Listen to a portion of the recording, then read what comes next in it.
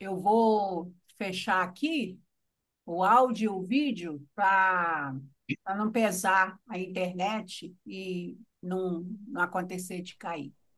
Eu caí, né? Porque a sala não vai cair, porque a Jane está com. E o Fernando também estão. Aí ele entrando aí.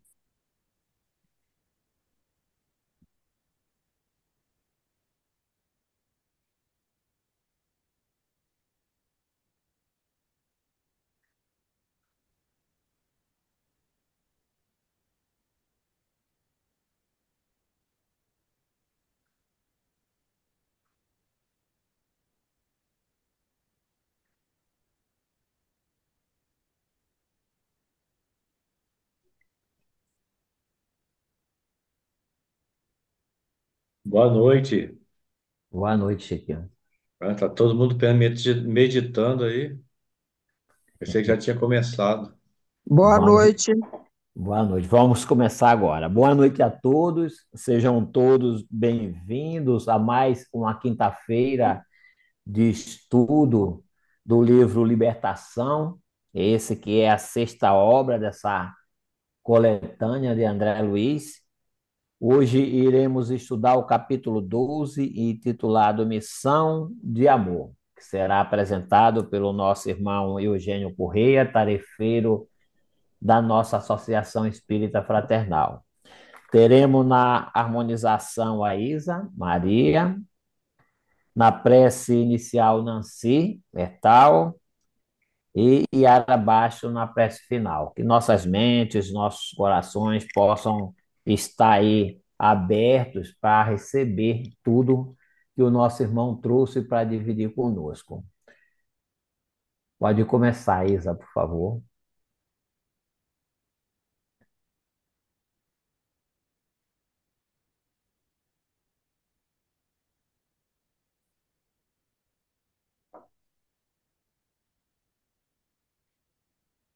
Isa caiu.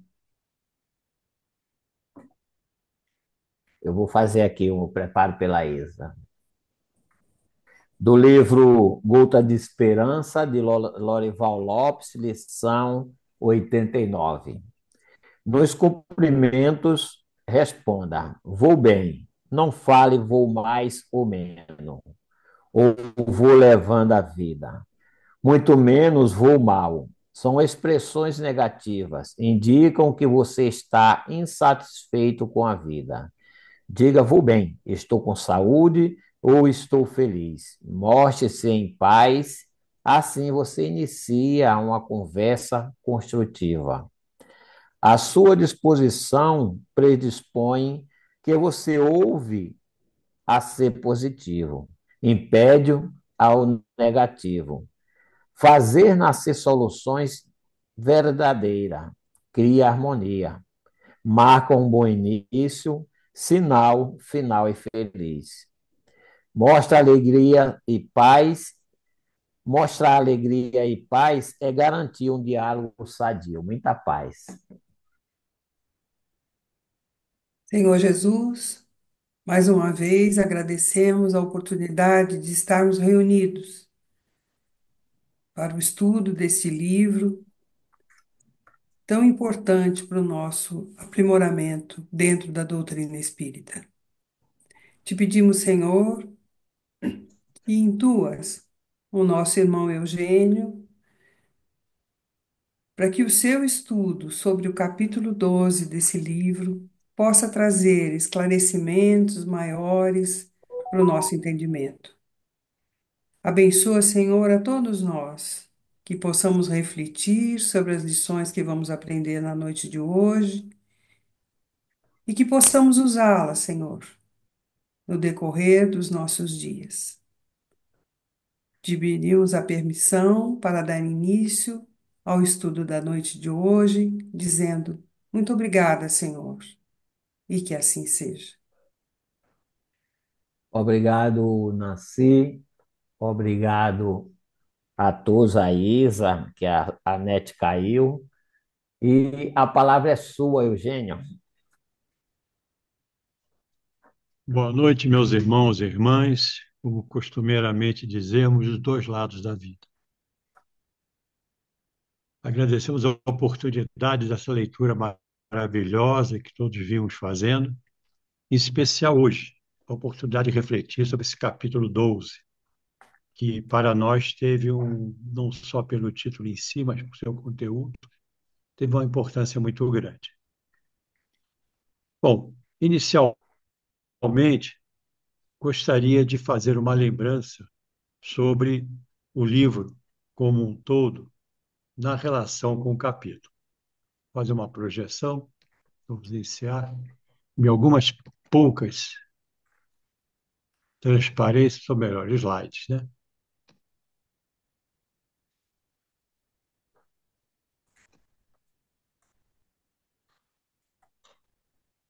Está ótimo.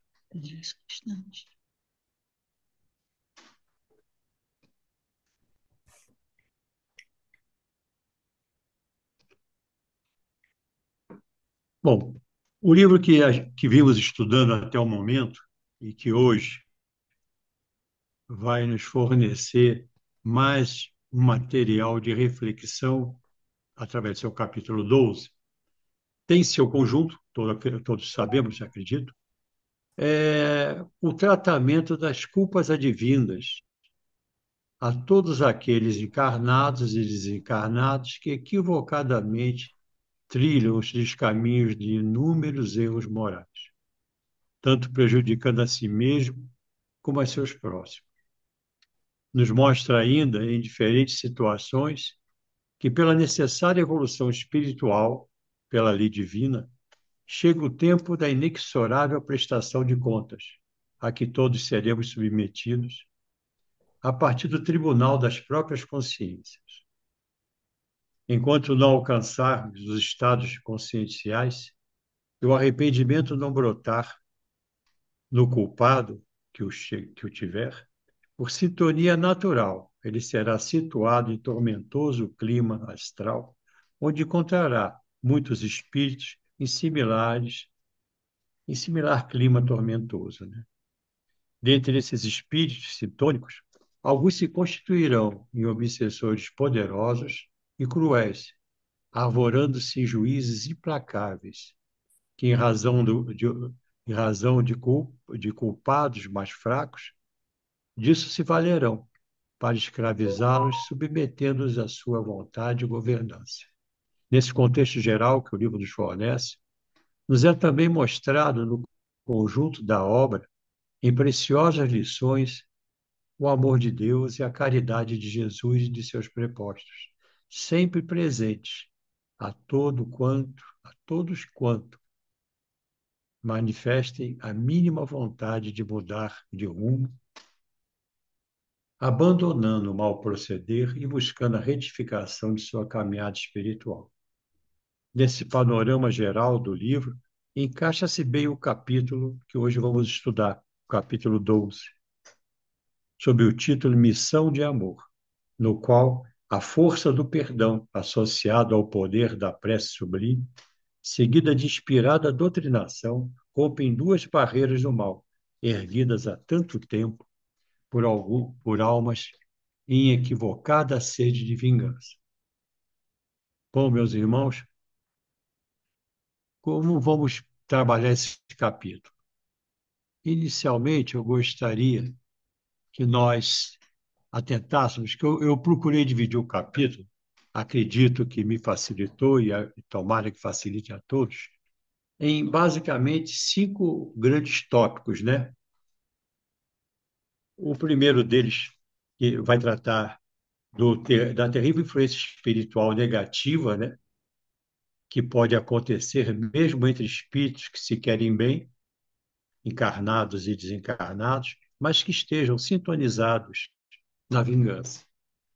Um segundo ponto que vamos abordar nos mostra toda a força do perdão, associado a uma sublime prece, seguida de significante doutrinação, rompendo duas barreiras do mal erguidas, como já foi dito, há tanto tempo por almas sedentas de vingança. Depois, em terceiro ponto, ressalta a incrível força do amor, capaz de fazer que as almas sedentas de vingança reconheçam a permanente caridade de Deus para com seus filhos, dispensada por intermédio de Jesus e seus prepostos. E como último ponto, a consciência de como a humildade e a caridade são verdadeiras fontes inesgotáveis de paz. E o quinto, na verdade, é uma consideração final que eu espero que dê oportunidade de todos poderem intervir se colocando. Bom, vamos então começar aqui com o nosso primeiro ponto, e eu vou compartilhar em cada ponto um relato do capítulo, né, do pedaço, da parte do capítulo no qual o ponto está baseado, e, evidentemente, após fazer o relato, fazer considerações de humilde, assim, vamos dizer, de humilde aproveitamento do conteúdo, e, quando a oportunidade sempre se apresentar, fazer correlação com alguns princípios doutrinários. O primeiro ponto que nós queremos colocar é esse aí, é o que descreve a terrível influência espiritual negativa que pode acontecer entre espíritos que se querem bem, mas encarnados e desencarnados que sejam, estão sintonizados em uma mesma antivirtude, como na vingança. Poderia ser outra. No capítulo é esta que enfoca.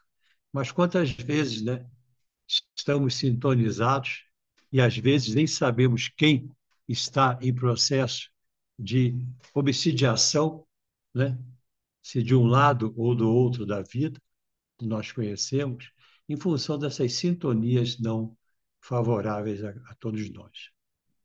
Nesse ponto, André nos relata, iniciando o capítulo, que, tendo retomado a casa e transcorridas algumas horas em singular expectativa, à noitinha, Saldanha manifestou o propósito de visitar o filho, Jorge, que estava hospitalizado. E ressalta que, com espanto, reparou que o instrutor Gúbio lhe pediu permissão a Saldanha para o acompanhar. Saldanha, um tanto surpreso, acendeu indagando, porém, quanto ao motivo da solicitação. Em resposta, Gúbio, né, relata que, quem sabe, poderíamos ser úteis, né? Falou a Saldanha otimistamente. Sem relutância, Saldanha concordou. No entanto, aguardando rigorosas preocupações, ou guardando, melhor dizendo, rigorosas preocupações, se fez substituir junto à doente por Leôncio, um dos dois hipnotizadores que o acompanhava, né, no trabalho que ele desenvolvia sobre a orientação à governança de Gregório. Meus irmãos, interessante aqui ressaltar que, dos dois lados, tanto do lado do bem como daqueles que equivocadamente ainda estão em trabalho pelo lado do mal, há uma responsabilidade nas tarefas e compromisso daqueles que trabalham no outro lado com elas, tanto aqueles que estão no bem como aqueles que estão no mal. E muitas vezes observamos, inclusive em nossas mesas mediúnicas, que aqueles que estão no caminho equivocado, talvez por essa necessidade, guardam muito mais, eu não digo responsabilidade, mas subserviência às orientações e à determinação do caminho e daqueles que o chefiam dentro dele. Uma coisa para nós refletirmos bastante, né? Já de início. Juntos, então, rumaram para o hospício Saldanha e, evidentemente, Cúbio, né? André Luiz e Eloy, onde estava Jorge internado. Dentro de um quadro geral lamentável, alcançar a cela de Jorge, que estava caído de bruços do cimento gelado, que paventava a cela. Tinha as mãos feridas, coladas ao rosto, imóvel. Saldanha, que até o momento da chegada à cena se afigurava impermeável e endurecido, assumiu o papel de genitor, contemplando o filho com visível angústia nos olhos. Velados estavam de pranto e elucidou com infinita amargura na voz. Está certamente repousando, depois de uma crise forte. No entanto, mais compaixão ainda inspiravam agarradas a ele, a Jorge, ligadas ao círculo vital que lhe era próprio, sua mãezinha e a esposa desencarnadas, absorvendo-lhes os recursos orgânicos. Jaziam, relata André Luiz, como se houvessem se atravessado ou se fechado nesse acesso de dor. Irene, esposa de Jorge, suicida, trazia a mão direita na garganta, expressiva identificação de quem antecipou, intensamente ou intencionalmente, corrijo, a morte e assim vivia, em dolorosa aflição do envenenamento. Nós sabemos muito bem, nos estudos que temos na doutrina, o quão grande é a perturbação que sofrem aqueles que tiram intencionalmente a vida através do suicídio. A genitora de Jorge, por sua vez, enlaçava o enfermo de olhos fixos nele. Ambas exibiam claros sinais de atormentada introversão, coloca André Luiz. A introversão, para lembrar, segundo a teoria junguiana, é a direção que um indivíduo faz de sua energia psíquica para o seu interior, parecendo fechado a tudo aquilo que em torno dele acontece. Prudentemente, crítico e contido, ele assim se mantém. Elas, embora em tormento, mantinham-se assim em situação de aparente conforto, evitando a consciência maior de não encontrarem-se mais em contato com o desencarne sofrido. Também sabemos, irmãos, que de acordo com o preparo, vamos até enfocar isso um pouco mais adiante no estudo, o preparo menor quanto ao conhecimento que a doutrina tanto nos traz sobre o pós-morte, né? O significado real da morte, a nossa volta, retorno à nossa verdadeira pátria, a pátria espiritual, para aqueles que não têm o preparo, a devida informação, como há sofrimento, como há grandes espaços de atordoamento, né? Até que se tome a consciência devida do tempo próprio a cada um. Concentravam-se elas nas forças de Jorge, como se a personalidade dele representasse a única ponte que dispunham para a comunicação com a forma da existência que vinham de abandonar. Revelaram-se assim integralmente, subjugadas pelos interesses primários da vida física, relata André Luiz. Aqui quero comentar que é interessante que observemos que não são poucos os seres humanos que passam por períodos das chamadas perturbações pós-morte, ratificando o comentário anterior, pela ausência de um processo de educação espiritual que os prepare racionalmente e emocionalmente para um processo de desencarne. Por isso, também não são raros os processos obsessivos, que não tenham por objetivo consciente o prejuízo do obsidiado, embora haja o comprometimento de suas energias vitais em consequência. Por isso também lembramos a importância dos processos educacionais que nos preparem para o entendimento racional que o Espiritismo busca nos propiciar, nos proporcionar. E sabemos que, e observamos inclusive em nossos momentos em mesas mediúnicas, quantos estão em processo de, conceitualmente, obsidiação, mas por estarem perdidos e, por sintonia, se juntarem àqueles que, de alguma maneira, sintonicamente, eles têm energias similares. Inclusive, muitas vezes, parentes queridos, né, na nossa parentela biológica, ao partirem, ainda guardam, né, a necessária para eles permanência junto àqueles que lhes são caros, dividindo sofrimentos, ampliando angústias dos dois lados. Bom, voltando a André Luiz na sua narrativa, Saldanha um pouco desconcertado, mas ainda em sua atual postura presente, disse: estão loucas, não me compreendem e nem me reconhecem, embora me fixem, acrescentando genericamente críticas a mulheres em geral. Gúbio, visando anular as vibrações da Cole Saldanha, cortou-lhe os comentários destrutivos, ressignificando pesarosamente com explicação.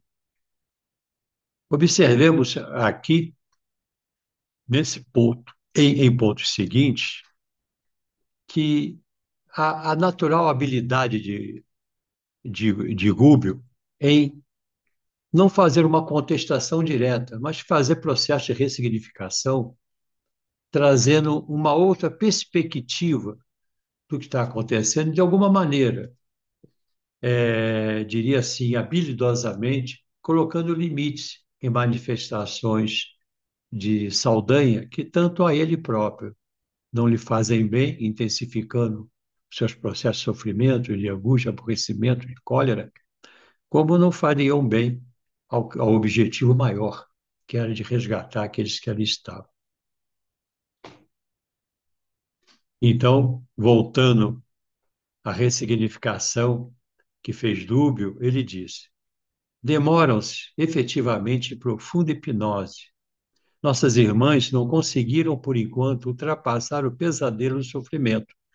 No trânsito da morte, qual acontece ao viajante que inicia a travessia de vasta corrente de águas turvas, sem recursos para alcançar a outra margem. A ausência do conhecimento, da informação, um processo de aprofundamento, né? Uma concepção que o Espiritismo tanto nos dá, quanto a esse processo todo que não nos é fácil, mas quando a razão está alimentada, ela dá ao coração o conforto da paciência, da tolerância, na perspectiva do entendimento desse processo. Ligados ao filho, continua a narrativa de André, e o esposo, objeto que descentralizou nas horas finais do corpo dele, são todas as preocupações afetivas. Combinaram sintonicamente as próprias energias com as forças torturadas dele. Aquietaram-se aflitivamente no centro dos fluidos que lhes constituem criação individual. Como acontece com o conhecido bicho da seda, relata André, imobilizado, que fica pela dormência sob os fios tecidos por ele mesmo. Aqui, mais uma vez, acrescentamos um comentário nosso.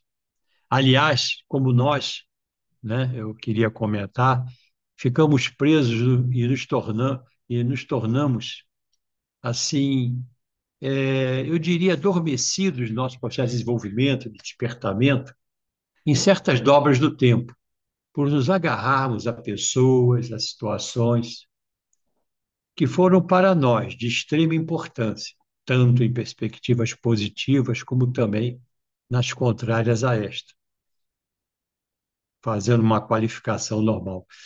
Eu gostaria de nos autoestimular a todos, quer dizer, me autoestimular e que pensemos nisso, porque mesmo ainda sem passar pelo momento da desencarnação e chegar ao nosso espaço de vida principal, né, a vida espiritual, quantos de nós vivemos a vida presos em dobras do tempo, em mágoas e até às vezes em coisas boas, mas estamos lá, elas passaram. A cada dia se renovam as oportunidades, né, os aprendizados, até os desconfortos, mas sabemos que tudo vem para nos ajudar. E também temos a experiência de inúmeros irmãos nos nossos processos mediúnicos que estão em sofrimento, enquanto outros aqui já estão encarnados nas novas oportunidades, eles estão presos nessas chamadas dobras do tempo, né? Lá atrás, infelizmente. Como narra André Luiz, continuando, após ouvir Gúbio, o obsessor de Margarida registrou as observações, demonstrando indispensável surpresa no olhar, e acentuou mais calmo. Mais calmo, repararam? Com a estratégia de ressignificação, do não confronto das ideias, mas sim de uma estratégica, mas principalmente sensível abordagem por um outro ângulo. O nosso irmão foi sensibilizado já um pouco. Então ele acrescentou mais calmo, Saldanha. Por mais que eu procure me insinuar, gritando-lhes meu nome aos ouvidos, não consegue entender. Em verdade, movem-se e se lastimam por meio de longas frases desconexas, mas a memória e a atenção parecem mortas. Se insisto, carregando-as a custo, ansioso por infundir-lhes vida nova, o que possam me auxiliar na vingança, vejo baldado todo esforço, porquanto regresso imediatamente para Jorge. Logo que, suponho livres, num impulso análogo ao das agulhas que um ímã recolhe à distância. Nós não deixamos ser assim, né, meus irmãos e irmãs? Quantas vezes de nós são afastados, inclusive no auxílio, em nossos processos na casa espírita, as agulhas, mas como não fazemos a nossa parte, mudando no nosso interior, buscando nossa atualização, novamente os nossos ímãs internos atraem todas essas e às vezes até outras tantas que vamos encontrando pelo caminho, né? Então vamos procurar refletir sobre essa passagem muito boa. Um segundo ponto que também vem na sequência que eu dividi é quando nos é mostrada toda a força do perdão associada a uma sublime prece seguida de significante doutrinação, rompendo duas barreiras do mal erguidas há tanto tempo por almas sedentas de vingança. Nesse ponto, feito o comentário, em sincera disposição em servir, Dúbio sentou-se no piso acimentado e, num gesto de extrema bondade, acomodou no regaço paternal as cabeças dos três personagens daquela cena comovente de dor, endereçando o olhar ao algoz da mulher que pretendia salvar, que o observava espantadiço e indagou: Saldanha, permite agora algo fazer em benefício dos nossos? Dos nossos. A fisionomia do perseguidor modificou-se. Mais uma vez, a forma de abordagem, o respeito ao outro no espaço que lhe era, vamos dizer, não de direito, mas lhe era vamos dizer, de espaço de trabalho, né? Um trabalho inadequado, mas para ele era uma missão. Mexeu novamente com o nosso irmão Saldanha. Aquele gesto espontâneo de Gúbio desarmava-lhe o coração, emocionando nas fibras mais íntimas, a julgar pelo sorriso que lhe inundou o semblante, até então desagradável e sombrio. O sorriso que lhe inundou o semblante. Como não? Falou gentilmente Saldanha, gentilmente. E o que procuro realizar inutilmente há muito. Aqui, mais uma vez, eu quero fazer um comentário particular. Cabe aqui ressaltar que foi a integralidade da atitude de Rubio que comunicou-se com Saldanha, e não apenas suas palavras. O conjunto de sua expressão enraizava na real intenção de seu coração. Foi a verdadeira e eficaz comunicação a Saldanha. De coração ao coração, estabeleceu-se o amadurecimento da comunicação entre eles. Importante lembrar, com esse comentário, os nossos atendimentos na sala fraterna, as nossas conversas nos corredores com nossos irmãos, parceiros de trabalho, né? Às vezes com aquilo que, em um livro querido, são, em opinião espírita, são chamados os adversários fraternos, né? Aqueles que, embora juntos conosco e nós com eles, na caminhada da seara do bem, às vezes guardamos pequenas resistências, pequenos frutos de milindres, por querelas sem importância, mas que a nossa comunicação se faz no conjunto, quando também vamos fazer uma dialogação com nossos irmãos do outro lado da vida. É o conjunto, e não só as palavras, é o conjunto da expressão, conduzidas realmente pela raiz que está no coração, que nos ajuda a nos aproximar e estabelecer uma comunicação produtiva. Mas André continua.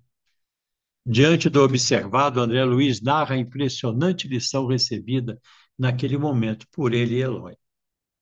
Contemplei, diz André, a paisagem ao redor, cotejando-a, ou seja, comparando-a com a câmara em que Margarida experimentava aflição e tortura. Os impedimentos aqui eram muito mais difíceis de vencer. A atmosfera para nós se fizera sufocante, saturada de nuvens de substâncias escuras, formadas por pensamentos em desequilíbrio, de encarnados e desencarnados, que perambulavam no local em deplorável posição. Também achei interessante aproveitar mais esse pedaço da narrativa de André para fazer um comentário. Como é interessante lembrarmos que, embora em níveis diferenciados, em outros tantos contextos, onde abundam sofrimentos por motivos diversos, sintonicamente encarnados e desencarnados, alimentam e sofrem as consequências de psicosferas densas que ajudam a serem mantidas. Por vezes, em nossos próprios ambientes de trabalho e familiar, a ausência da vigília e da oração, como nos é tanto recomendado, acompanhados do empenho dos, de alguma forma, mais despertos espiritualmente, propiciam a inadequação energética, com prejuízos para todos os que deles participam, dos menos preparados espiritualmente, na verdade. Foi um erro descrito. É bom que nós nos lembremos, né? Nos lembremos dos comportamentos de Rúbio, das palavras, da forma da abordagem, todas as vezes que encontrarmos situações onde precisamos nos encontrar pelo coração. É a missão dos nossos corações, para a qual somos fadados pelo Criador, e que de vez em quando, tanto dela nos desviamos. Voltando então ao texto do capítulo, percebemos na narrativa de André Luiz sua consideração mental inquisidora do porquê de nosso orientador, ao invés de estar ali, sem reservas, entregando-se com toda a solicitude na solução do problema afetivo que atormentava o adversário, ao invés de estar, sim, de estar no quarto daquela senhora que dizia amar como filho. Reflitamos, irmãos.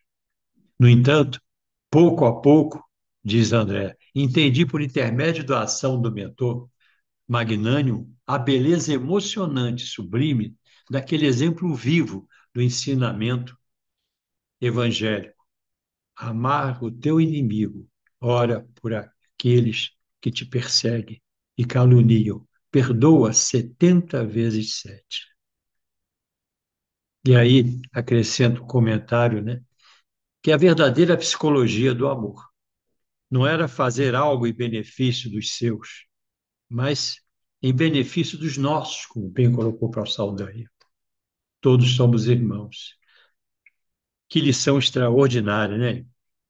Qualquer que esteja caído na estrada, como na parábola do bom samaritano, é nosso. São os nossos.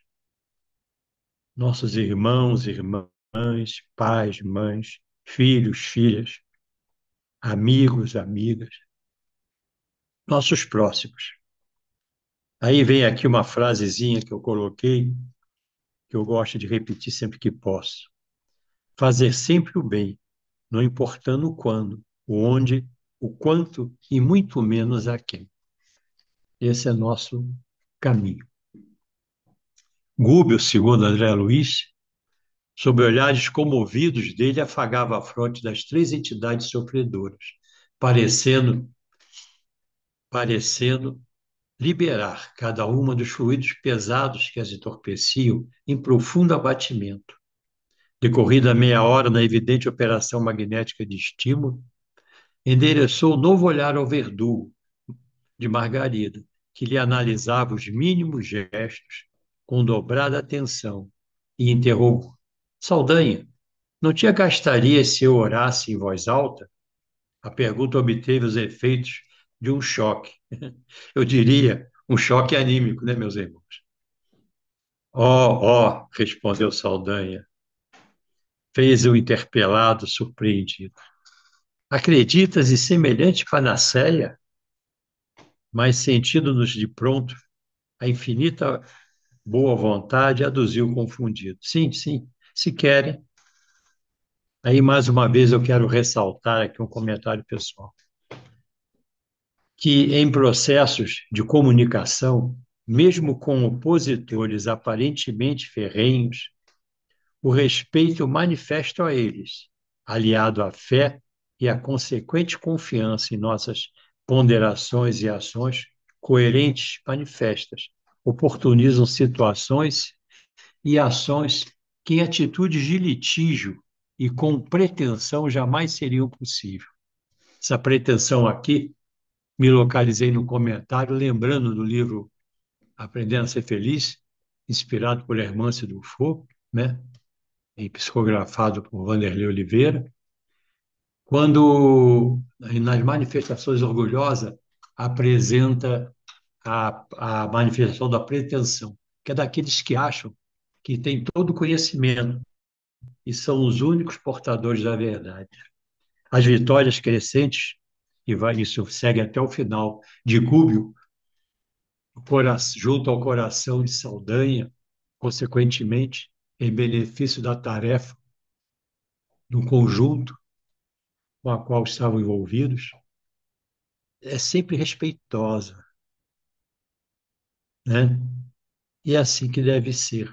Como também quando nós vamos fazer os nossos processos de comunicação com nossos irmãos, muitas vezes revoltados, alguns super aparentemente seguros de si, pretensiosamente falando, né? Quando a gente mostra o respeito, que em nada nos tira a firmeza, mas também o respeito vamos dizer assim, é, é uma forma de nós não nos tornarmos desagradáveis e opositores, e sim mostrarmos que os consideramos, né? E é a verdade, mas que estamos ali com outra posição, com outro interesse.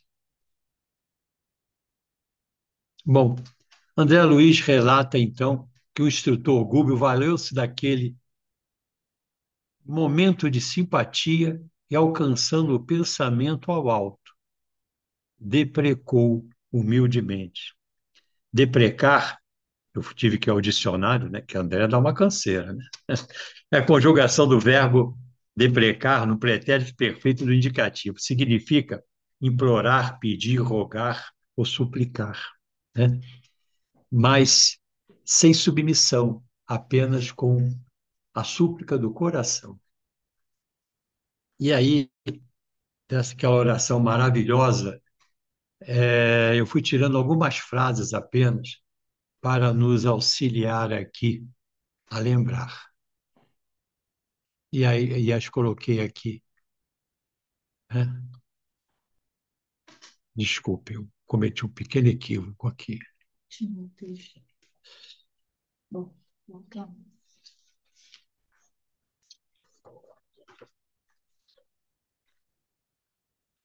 Bom, deprecou. Interessante que nós vamos fazer a prece em pequenos, como eu disse, em pequenas citações, né, já que ela é longa, mas em pontos que nos sejam significativos. Então, vou pular aqui um slidezinho que parece que coloquei em posição.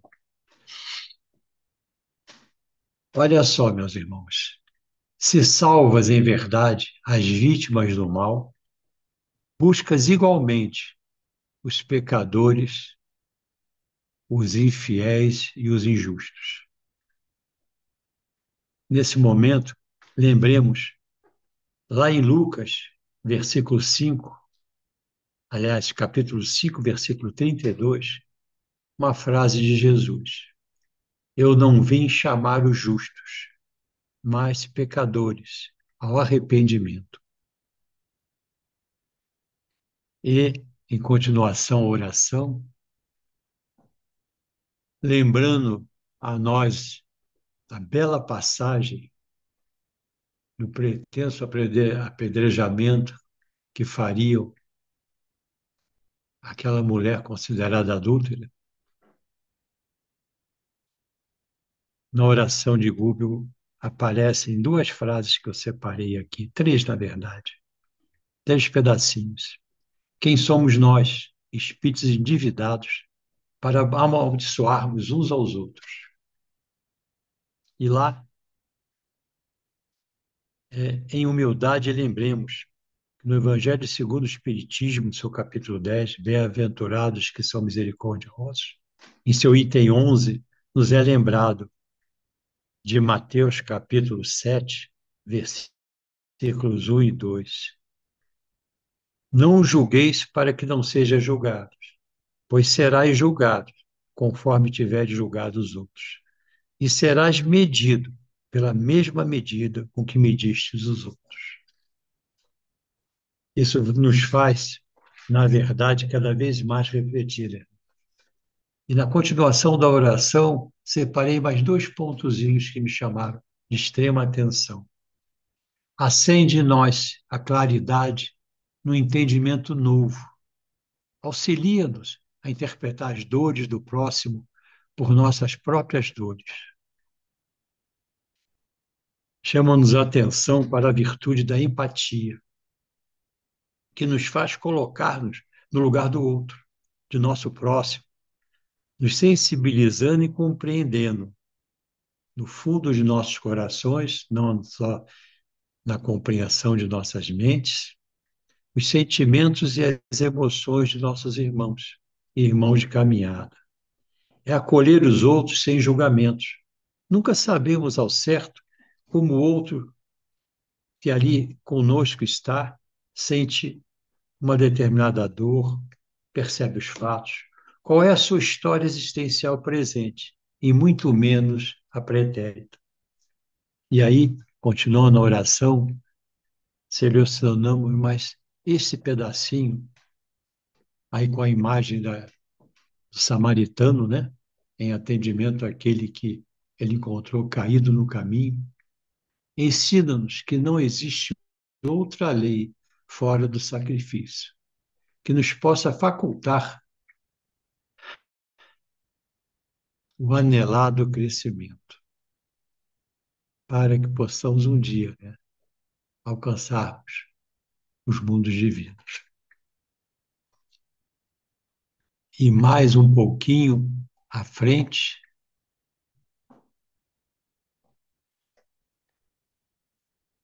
impele-nos a compreensão do drama redentor. O que nos achamos vinculados ajuda-nos, Senhor, a converter o ódio em amor, porque não sabemos, em nossa condição de inferioridade, se não transformar o amor em ódio. Quantos os teus desígnios se modificam quando os teus desígnios se modificam ao nosso respeito. Eu quero enfatizar aqui também dois pontos. No anterior, nos Bem-aventurados aflitos, capítulo 5, no item 13, que também nos é lembrado que o homem pode amenizar ou aumentar a amargura das provas por sua maneira de encarar a vida terrestre. Sofre tanto mais quanto mais longa considera a duração do sofrimento. Ora, aquele que se coloca do ponto de vista da vida espiritual compreende a brevidade e diz a si mesmo que esse momento penoso passará rapidamente. O resultado dessa maneira de encarar a vida é diminuir a importância das coisas deste mundo, nos permitindo dele progressivamente nos desapegar, sem largar os compromissos do que aqui viemos para aprender e realizar. Esse sentimento leva o homem a moderar seus desejos e a contentar-se com sua posição, sem inveja de outros, atenuando o impacto moral de seus reveses e decepções. Ele extrai daí uma calma e uma resignação positiva, tão úteis à saída do corpo, à saúde do corpo e à da alma. E nesse aqui, que está ainda em projeção, do Império da Compreensão, do drama redentor, também no Evangelho segundo o Espiritismo nos é explicado que enquanto a obediência corresponde ao consentimento do raciocínio, a resignação corresponde ao consentimento do coração.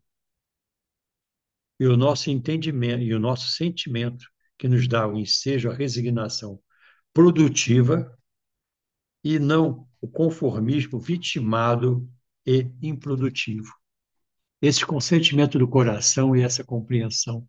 Não é à toa que nessa figurinha magistral que aí nos foi cedida de empréstimo por uma pessoa querida, nos mostra essa aliança da mente com o coração, essa harmonização dessas duas partes tão importantes em nós.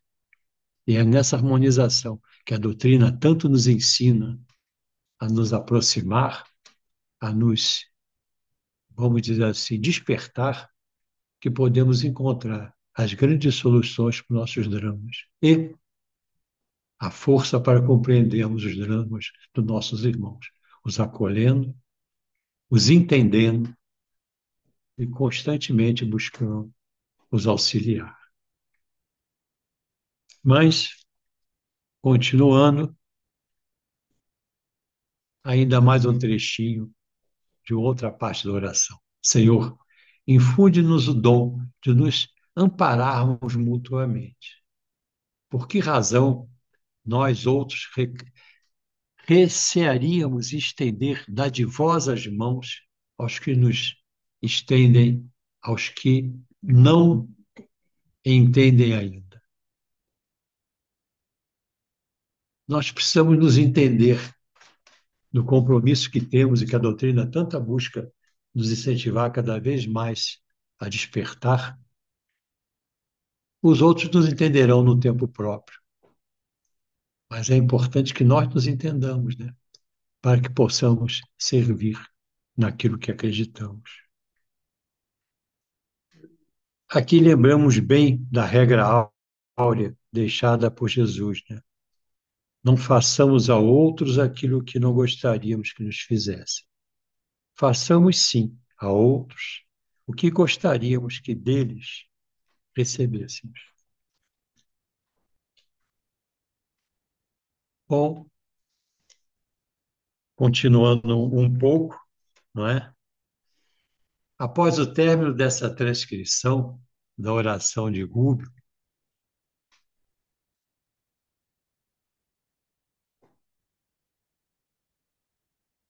vou só esperar um pouquinho, vou pegar um outro pedacinho aqui.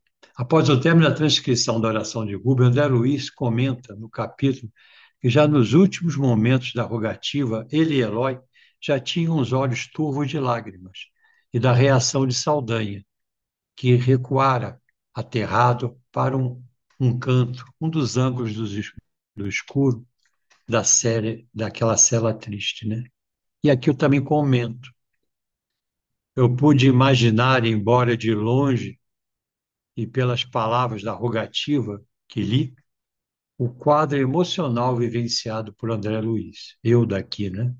E Eloy, no contexto que comparticipavam, visto que só ao ler daqui eu também precisei beber água para que as de dentro não vertessem, né? Aquele truquezinho que o nosso irmão Douglas nos ensinou. Por isso, não é difícil de imaginar também o impacto deste momento para Saldanha, pela reação que claramente demonstrou, principalmente pela sua movimentação e busca expressiva de ocultação e constrangimento íntimo, verdadeiro, mais um choque anímico, né? Que vivenciou tentando resistir. E uma frase que li lá longe na juventude, mas nunca consegui esquecer, que é essa daqui, ó. Negar a verdade é dar-lhe força através da resistência. Quanto mais Saldanha se esforçava para não sentir, mais ele sentia. Isso acontece conosco, né? Quando ficamos praticamente imobilizados e precisamos, às vezes, ter o rosto lavado pelas lágrimas para nos permitir deixar emergir tudo aquilo que há muitos, às vezes, estamos sentindo. E aí, ressalta-se aqui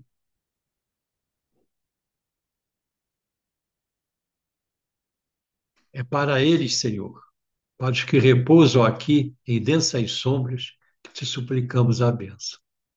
Porque também te amam e te buscam, inconscientemente, embora permaneçam supliciados no vale fundo dos sentimentos escuros e degradantes. E André aí continua na narração, dizendo que Gúbio transformaram-se gradualmente as vibrações daquele ambiente.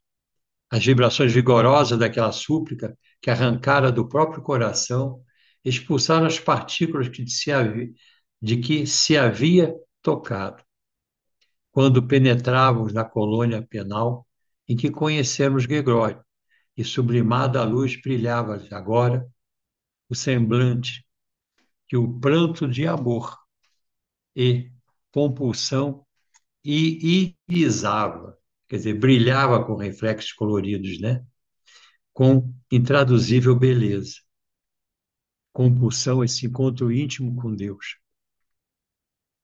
Parecia, descreve André Luiz, ocultar desconhecido lampadário de intenso azul, ao mesmo tempo que for famoso fio de que for famoso, né?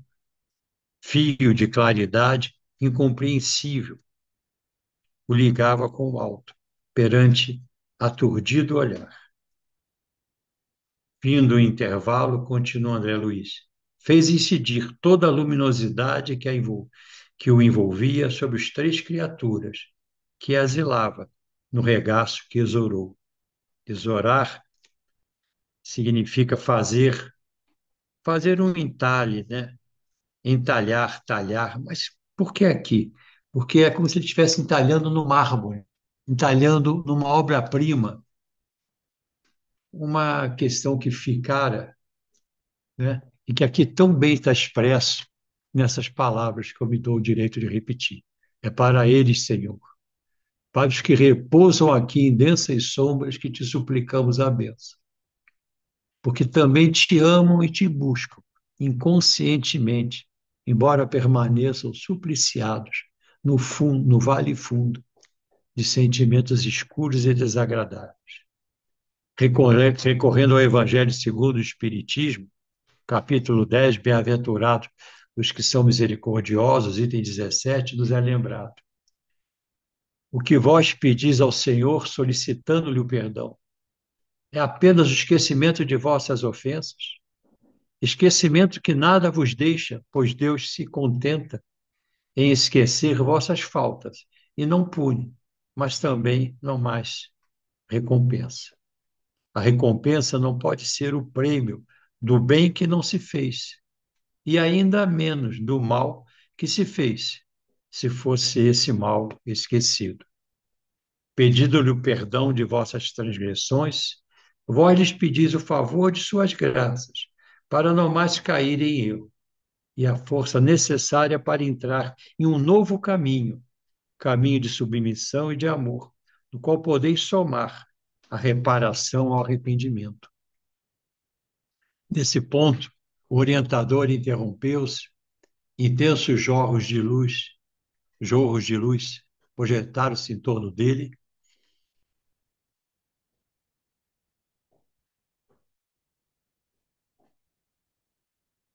E antes da nossa consideração final, estamos bem perto do término, né? Então, jorros de luz projetaram-se em torno dele, atirados por mãos invisíveis aos nossos olhos.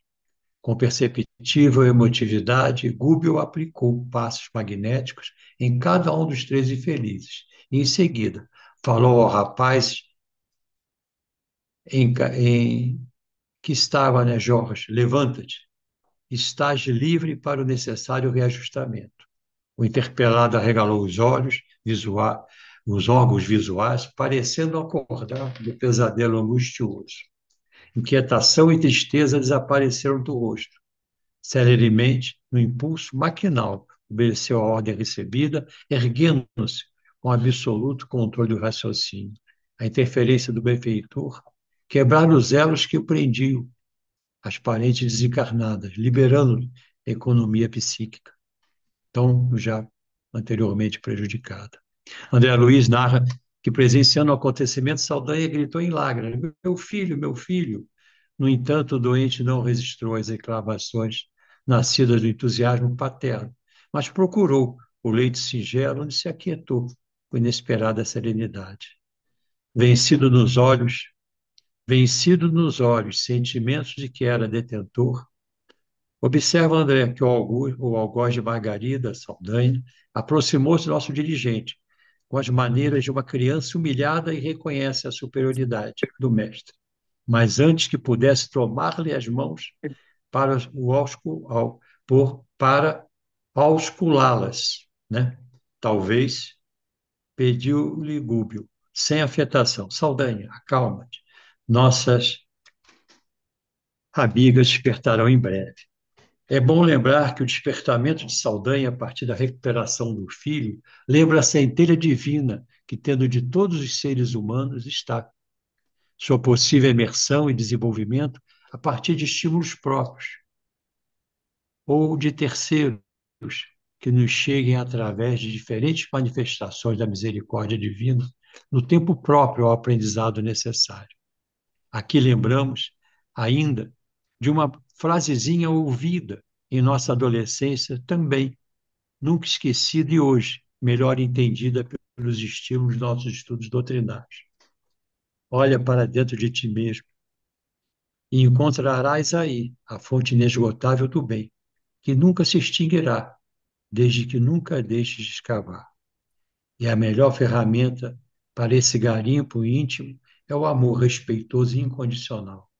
Outro comentário que consideramos próprio é de lembrarmos, através da atitude de Rúbio, diante da percebida atitude de Saldanha após a revitalização do filho Jorge, a prática da indulgência, capítulo 10 do Evangelho segundo o Espiritismo: bem-aventurados que são misericordiosos, 8:16 nos diz: a indulgência não vê os defeitos dos outros, ou se os vê, evita falar, evidenciá-los, expô-los.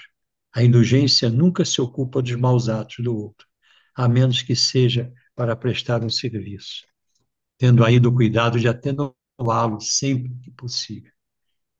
Em seguida, narra André Luiz que Gúbio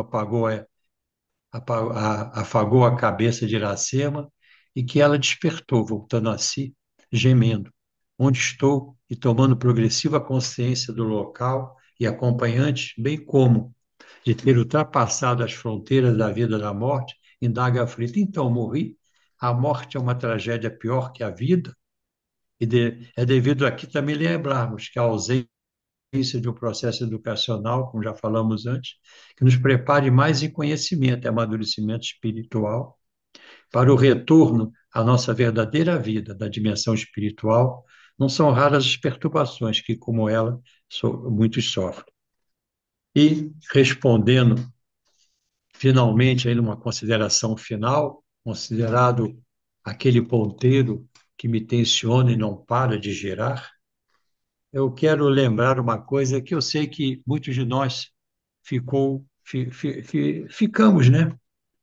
É, assim, vendo esse contato, né, daqueles que trabalham no lado não positivo, equivocado, daqueles que trabalham no bem, e estranhamos um pouco, às vezes, a pretensa educação, né? A pretensa cordialidade, né? Embora cada um dentro dos seus objetivos.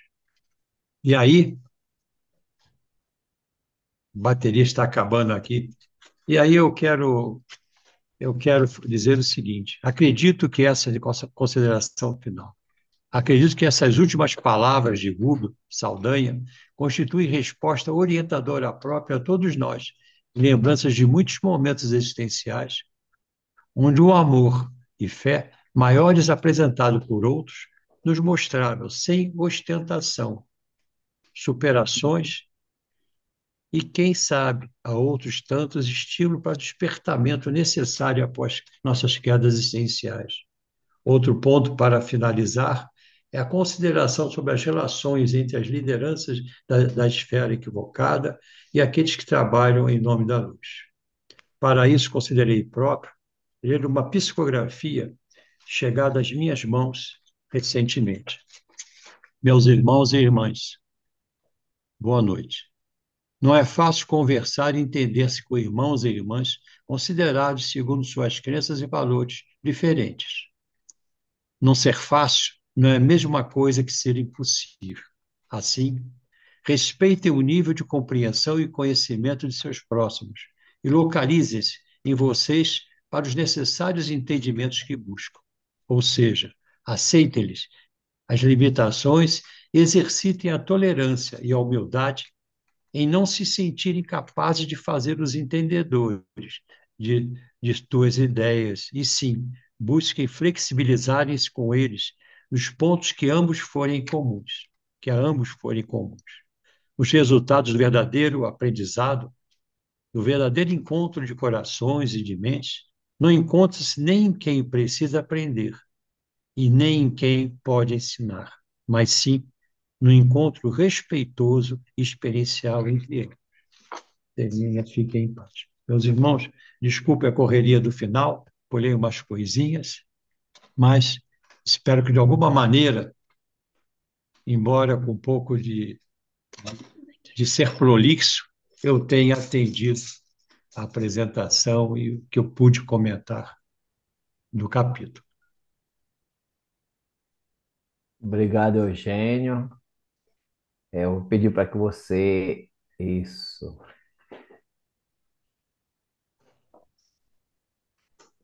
Só resta agradecer a sua tranquilidade, o seu estudo, né? E que fica a reflexão para cada um de nós, né? A respeito de tudo que você falou. Eu vou pedir a nossa querida Yara que faça a prece de encerramento.